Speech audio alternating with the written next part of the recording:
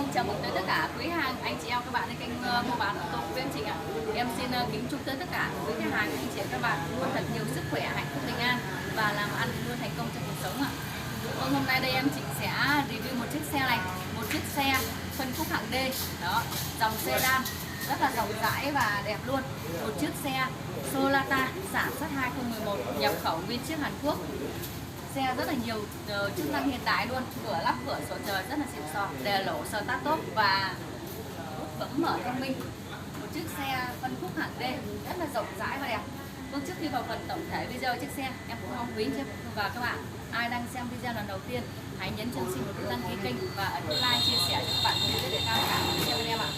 Và sau đây em xin kính mời quý cho các bạn cùng em đi vào xem để tham khảo chiếc xe này nhé. Một chiếc xe. Vâng, và sau đây em đi vào phần đầu của xe này. Đó, trước tiên là phần đầu của xe, một chiếc xe Sonata sản xuất 2011, nhập khẩu nguyên chiếc Hàn Quốc quý anh chị em nhé. Mang nước sơn màu trắng ngọc trinh này, rất là đẹp luôn. Sơn vỏ bên ngoài thì nhìn qua đi em thấy là rất là nét căng luôn. Phần cản trước thì rất là đồng đều và đẹp, mang nhãn hiệu của Hyundai. Mã biển kiểm soát 15A14570. Nếu quý anh chị em nào đang yêu thích thiện chí chiếc này thì hãy liên hệ cho em Trịnh tới số hotline 0772230668. Vâng, và phần đèn cỏ xe thì rất là sáng bóng kính con luôn anh chị em này. Đó, qua 15 sử dụng nhưng mà đèn rất là sáng bóng luôn. Chủ gia đình họ đi giữ gìn thì em nhìn qua này còn rất là đẹp. Đó, phần ngoại quan bên ngoài thì nhìn sơ qua là sơn vỏ bên ngoài thì rất là nét căng luôn. Sơn xi thì đồng đầu, bóng mượt căng mọng. Đó. Xe trang bị cửa lắp cửa sổ trời xịn sò luôn quý anh chị em nhé. Nếu anh chị em nào yêu thích chiếc xe này thì hãy liên hệ ngay cho em ạ để được hưởng giá tốt nhất nhé. Phần nốt cổ xe này. Đó. Nốt còn dày quý anh chị em nhé. La răng đây cũng hơi chảy xước một chút nhưng mà không sao, chủ yếu là cái máy móc ngon là ok. Đó là răng này, phanh ABS. Còn về phần cua lốp đây. Đó. Sinh nhan được hợp trên gương xe. Đó. Gương xe này chủ độ một dải đèn nét trên gương xe nữa này, nhìn trông rất là ok luôn. Hạn đăng kiểm thì đến tháng 10 năm 2021 quý anh chị em nhé. Đó. Cửa thì tay nắm cầm mạ cà rôm này, nút bấm mở thông minh và đèn lỗ start top. Nếu quý anh chị em nào yêu thích chiếc xe này thì hãy liên hệ ngay cho em Trịnh nha để được hưởng giá tốt nhất nha.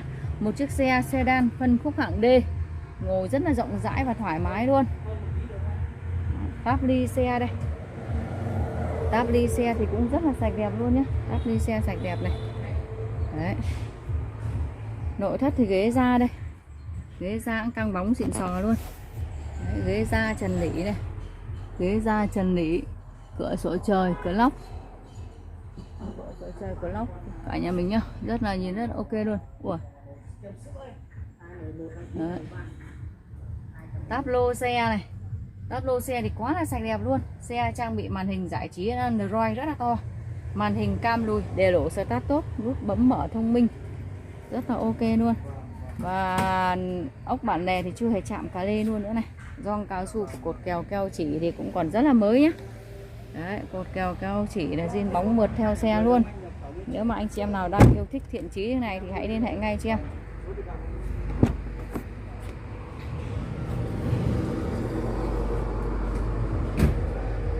Với chiếc xe này thì bên em đang chào bán là chỉ có 429 triệu thôi quý anh chị em nhé.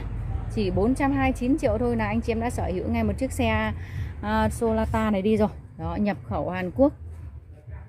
Xe gia đình, không taxi, không khoan đục quý anh chị em nhé. Rất là ok và đẹp luôn. Đây, phân khúc hạng D anh chị em nhìn chiếc xe này, ngồi rộng rãi. Rất là ok luôn.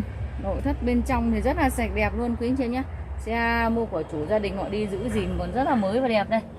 Hai cửa gió điều hòa phía sau xe này. Rất là ok, cửa lóc cửa sổ trời. Rất là nhìn trông rất là sang chảnh luôn. Gioăng cao su cột kèo cao chỉ thì cũng còn rất là mới này.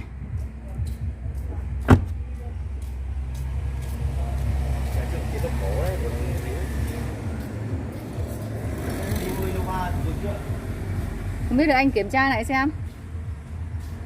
Kiểm tra lại xem đấy là để em chụp lại bộ ảnh con ấy nhá, chụp bộ ảnh con Innova nhá. Đây nốt của xe đây anh chị em này, hơi mòn một chút thôi nhưng vẫn không sao. Vẫn còn đi chạy tốt. Mà răng ở phía sau thì cũng hơi chảy xước một chút thôi quý anh chị em nhé. Phanh ABS 4 bánh này, phanh ABS 4 bánh, cua lốp thì sạch đẹp, cua lốp sạch đẹp. Anh mới luôn bổ cái ấy xem cái con Honda Kitty ấy, để cho em quay Honda Kitty gửi cho khách đấy. Đèn phía sau xe đây, đèn phía sau xe thì nhìn rất là sáng bóng luôn. Đó, cam lùi này, 4 cảm biến lùi phía sau xe. Xe trang bị 4 cảm biến lùi phía sau xe, những chấm tròn là 4 cảm biến lùi cả nhà mình nhé. Và cam lùi đầy đủ này, cam lùi đầy đủ luôn. Nếu anh chị em nào đang yêu thích thì hãy liên hệ ngay cho em ạ. Em kiểm tra gầm chiếc xe này quý anh chị nhé. Gầm xe đây. Đó. Gầm bệ chắc chắn nhé quý anh chị nhé, gầm bệ chắc chắn.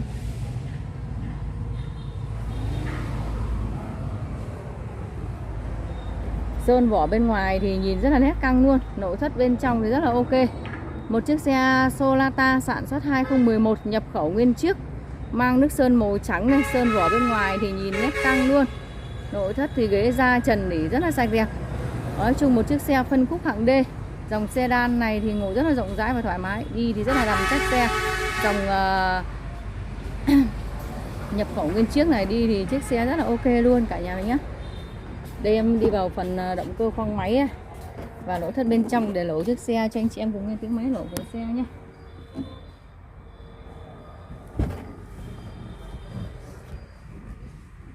Anh mở luôn rồi em cái cốp lên xe cái nhé. Nắp cabo. Đấy, để chốc ra quay luôn. Xe ghế chỉnh điện quý anh chị em nhé, ghế chỉnh điện lên xuống này. Đó, ghế chỉnh điện lên xuống này. Quên mất của em, ghế chỉnh điện lên xuống. Để nổ cho nó mát một chút chứ nhỉ.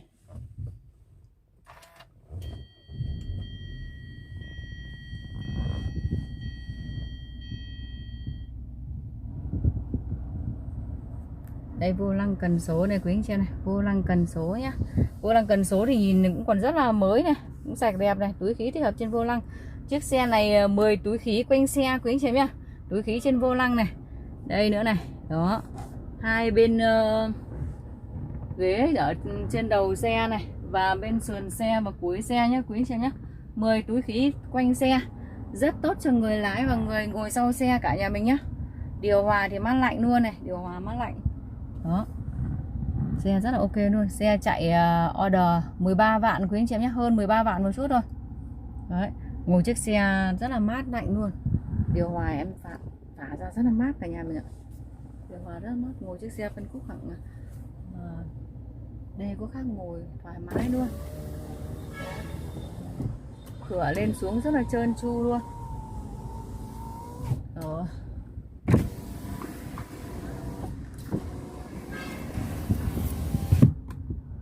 Rất là ok luôn. Đây. Cửa lóc, cửa sổ trời này. Ôi giời, rất là hiện đại luôn quý anh chị em nhé. Đấy. Ôi, hai cửa sổ trời luôn, hai cửa lóc luôn quý anh chị em nhé. Này. Cửa ngồi phía sau xe rất là ok luôn. Đấy, kéo. Rồi. Một chiếc xe rất là hiện đại quý anh chị em ạ. Đấy.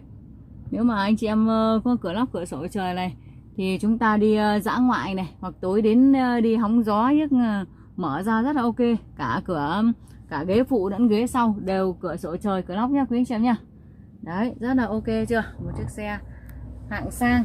Nếu anh chị em nào yêu thích chiếc xe này thì hãy liên hệ ngay cho em nhé. Đây còn về phần em kiểm tra về phần cam lùi cho là có đầy đủ nhá. Cam lùi nét căng luôn quý anh chị em nhé, cam lùi nét căng luôn này. Đấy, màn hình đầy đủ này, màn hình giải trí này rất là to. Và sau đây điều phần động cơ khoang máy cho anh chị em cùng nghe tiếng máy nổ của xe nhá.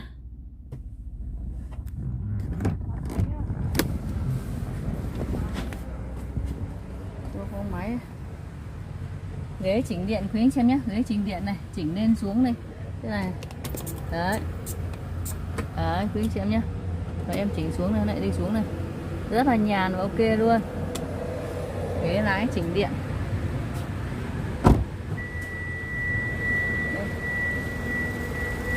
cô khoang máy.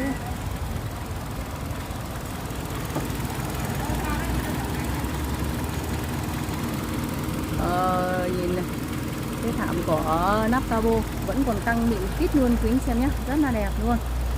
Đấy, nắp cabo đây, ốc ắc bản lề em nhìn chưa hề chạm cà lê luôn quý anh xem ạ. Xe máy số chạy rất là êm du và nằm chắc nhé. Tiếng máy nổ rất là êm. Máy vẫn còn nguyên theo xe quý anh xem nhé, không chưa hề rửa máy móc gì cả. Máy sạch đẹp khô rang, không hề bị dính dầu mỡ. Nếu anh chị em nào đang yêu thích thiện chí này thì hãy liên hệ ngay cho anh chị nhé.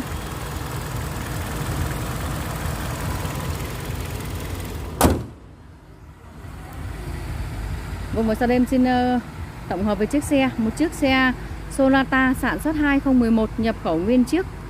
Xe gia đình mang nước sơn màu trắng ngọc trinh này, rất là đẹp luôn. Trang bị cửa lóc cửa sổ trời. Và nội thất thì ghế da trần nỉ rất là sạch đẹp. Trang bị màn hình giải trí Android, cam lùi đầy đủ. Nếu quý chị em nào đang yêu thích thiện chí thế này thì hãy liên hệ cho em tới số hotline 0772230668. Với mức giá bên đang chào bán là 429 triệu quý anh chị em nhé. 429 triệu thôi là anh chị em đã sở hữu một chiếc xe này rồi. Và với giá này thì có một chút thương lượng nhỏ cho anh chị em đến xem xe, mua xe nha. Vâng, và sau đây em xin kết thúc video tại đây. Hẹn gặp lại quý anh chị em và các bạn vào video tiếp theo lần sau của em ạ.